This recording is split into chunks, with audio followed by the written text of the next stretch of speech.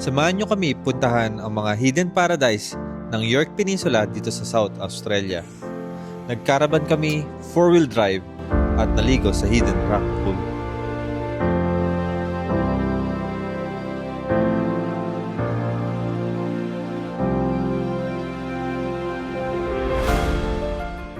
Morning mga ka-adventure, another day, another adventure na naman. Hello everyone! Musta kayo? So, magse-celebrate kami ng aming 10th year wedding anniversary at itong aking husband, si Marvin, nag-book siya ng accommodation sa York Peninsula. Ang lugar nito is isa sa may pinakamagandang tourist destination sa South Australia. Pero bago namin kayo ilibot dyan, kakain muna kami. Tara, samahan nyo kami!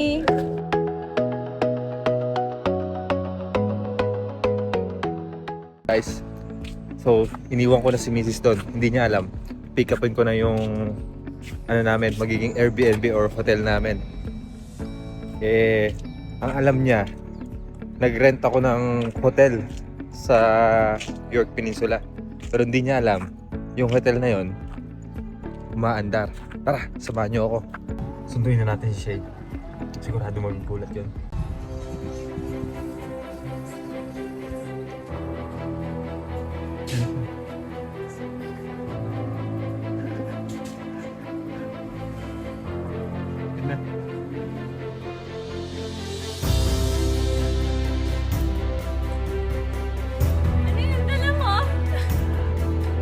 Ayan, kinuha ko na yung hotel natin. Let's go! Pakalaki, nagulat ako, May! Hila-hila ka! Gusto ko na makita yung noong. Mamaya na. Hanap muna tayo ng magandang spot.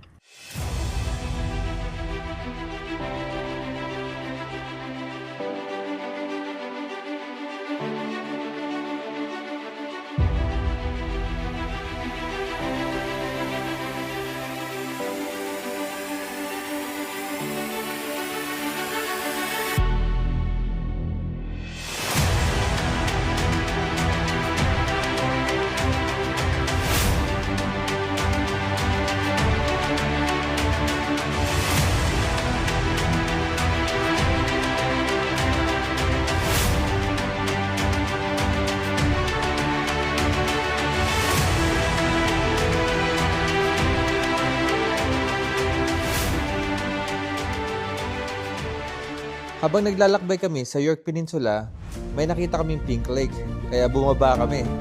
Tara, tignan natin. Bakit nga ba nagiging pink ang mga lawa sa Australia? Ang mga lawa sa Australia ay nagiging pink dahil sa kombinasyon ng mataas na antas ng asin, matinding sikat ng araw, at mga microorganism. Ang mga ito ay matatagpuan sa iba't ibang bahagi ng Australia. Ayun mga ka-adventure, umalis na kami. Hindi natin na-tsempuan na pink yung lawa dahil hindi mataas yung araw ngayon. Normally, pag maganda ang panahon at mataas ang sikat ng araw, ganito ang itsura niya. Kaso nabigo tayong makita ngayon. Kailangan na rin namin umalis kasi gumagabi na. Pagkagabi kasi maraming kangaroo dito na bigla na lang dumadaan. Tsaka 2.5 hours pa yung lalakbayin namin mula dito. At makahanap ng spot para tulugan.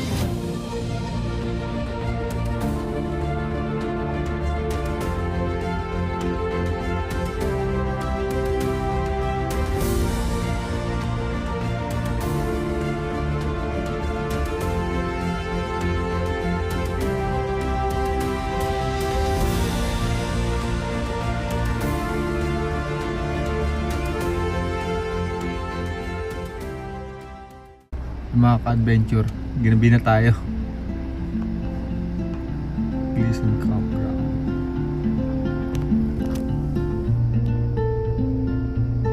Pakulak na tayo. Tara, let's go. Habang naglalakbay kami, may mga bisita tayo na gusto sumama sa atin. Sumasabay.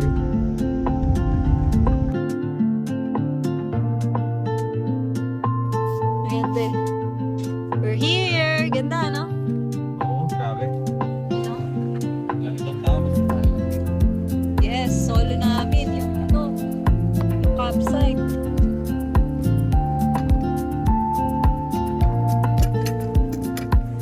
Nakarating na kami dito sa campsite.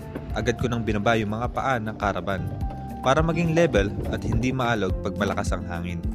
Lakas kasi ng hangin ngayon at ang lamig pa, parang 18 degrees ata ngayon. And guys, level na siya. Let's go.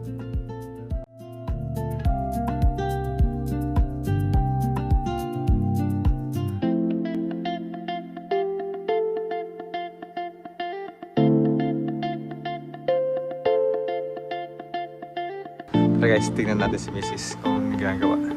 Uy! Hello baby!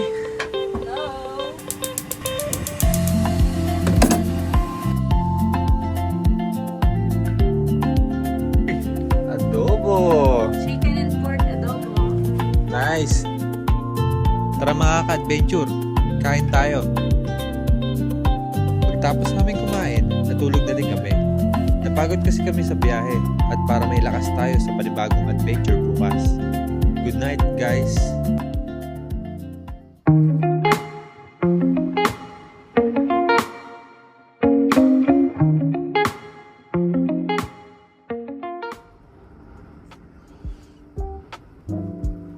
Hello guys! Good morning! So, itutour ko lang kayo dito sa aming caravan.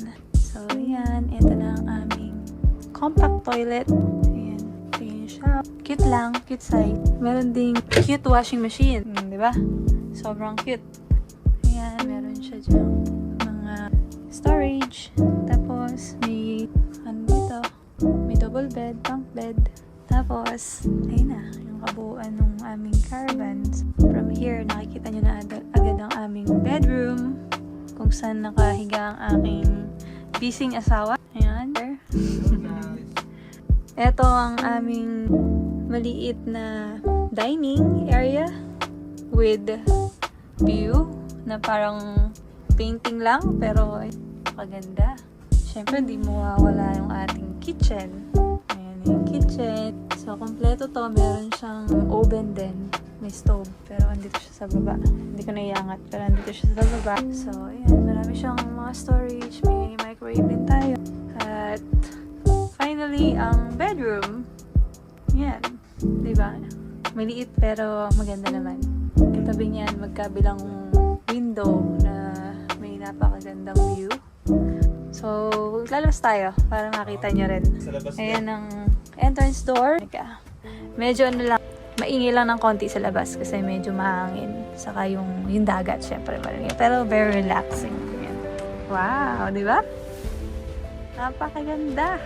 Sobrang relaxing dito, guys.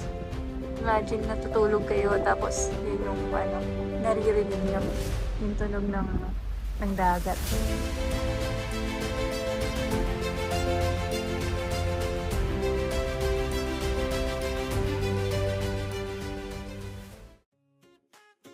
Nakakalungkot man pero kailangan na namin umalis para mas marami pa tayong mapuntahan ng mga tourist spot dito.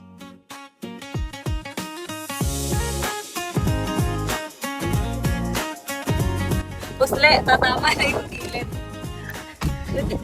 Grabe mga ka-adventure, nagkaroon na naman ng bagong adventure. Dead end na pala dun. Hirap na hirap ako matras. Ang laki-laki nito. Ang haba. Buti na lang magaling yung ano ko. Atras. Okay, let's go. Medyo kinabahan ako dun ah. Batik pa tayo tumamba dun oh.